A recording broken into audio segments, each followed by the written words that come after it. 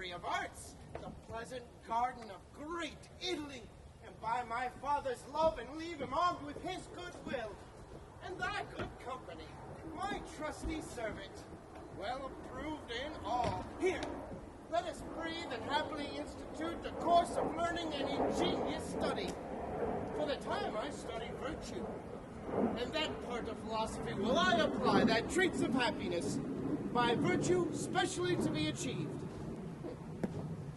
Tell me thy mind, for I have home left, and to Padua come, as he that leaves a shallow plash to plunge him in the deep, and with satiety seeks to quench his thirst.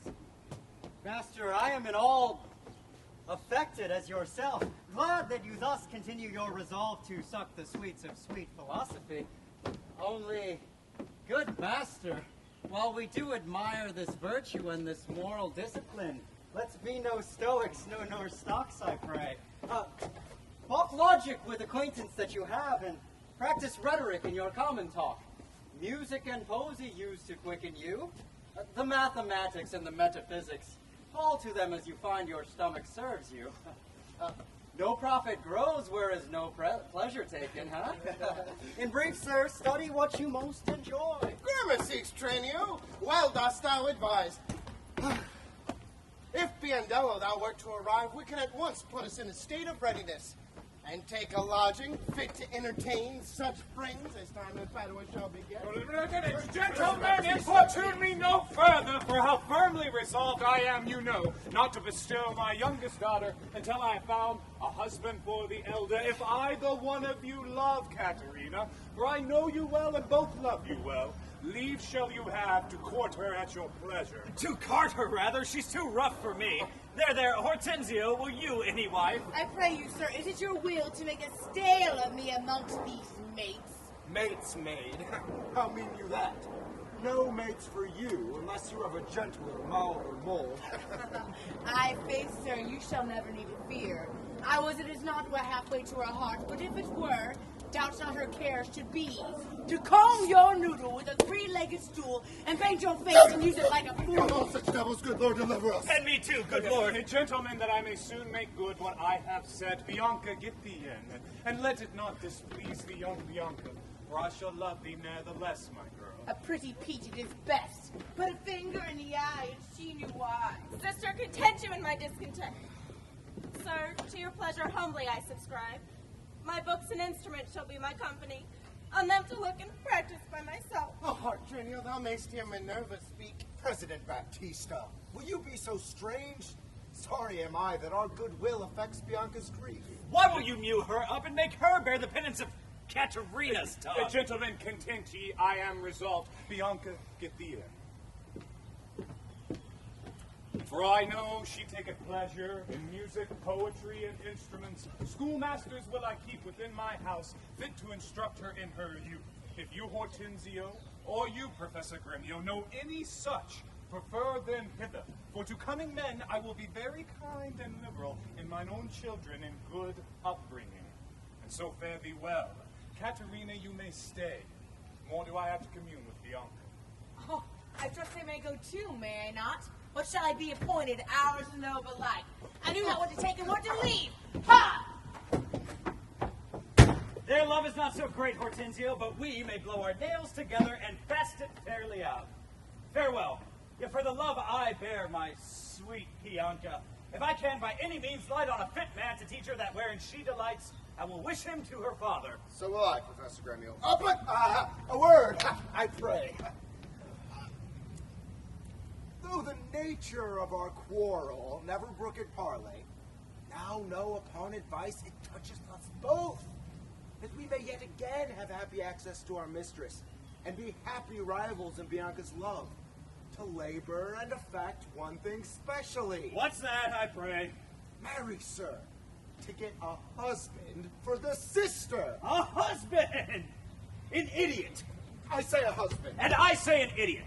Thinkst thou, Hortensio, though her father be very rich, any man is so very a fool to be married to hell? Tush, Gremio. Though it pass your patience and mine to endure her loud alarums, why, man, there be good fellows in the world. And a man could light upon him, would take her with faults enough, and money enough? I cannot tell. But I had as lief take her dowry with this condition: to be whipped at the high cross every morning. Faith! Faith!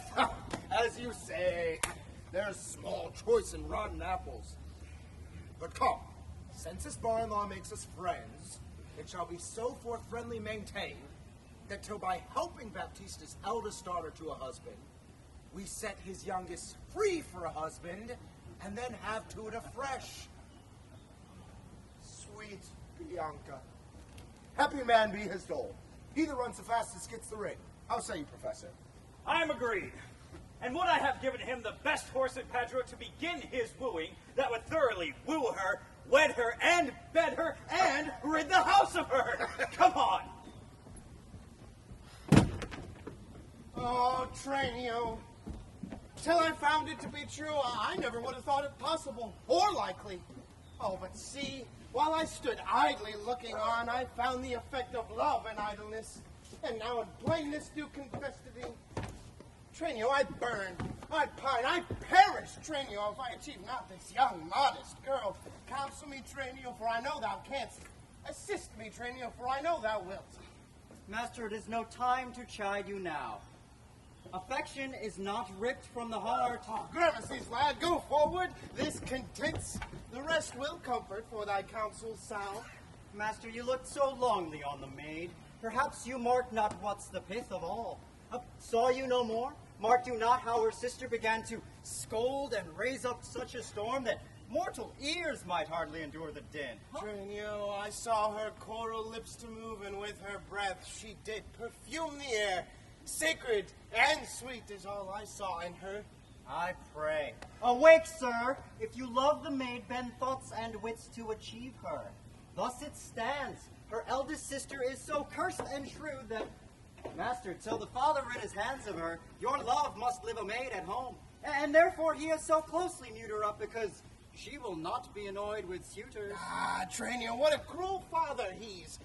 But art thou not advised? He took some care to get her cunning schoolmasters to instruct her. Aye, marry I am, sir. And now 'tis plotted.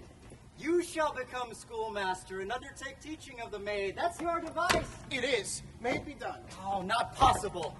For who shall bear your part and be here in Padua, Vincentio's son? Keep his house, ply his book, welcome his friends, visit his countrymen, and banquet them. I have it full. We have not yet been seen in any house, nor can we be distinguished by our faces for man or master. Then it follows thus. Thou shalt be Master Tranio in my stead. Keep house in port, and servants as I should. I will some other be, some Florentine, some Neapolitan, or a meaner man of Pisa. 'Tis hatched and shall be so. Tranio, at once, uncase thee. When Biendello comes, he waits on thee. But I will charm him first to keep his tongue. So had you need, and I am tied to be obedient, for so your father charged me at our parting. Be serviceable to my son, quoth he, although I think 'twas in another sense.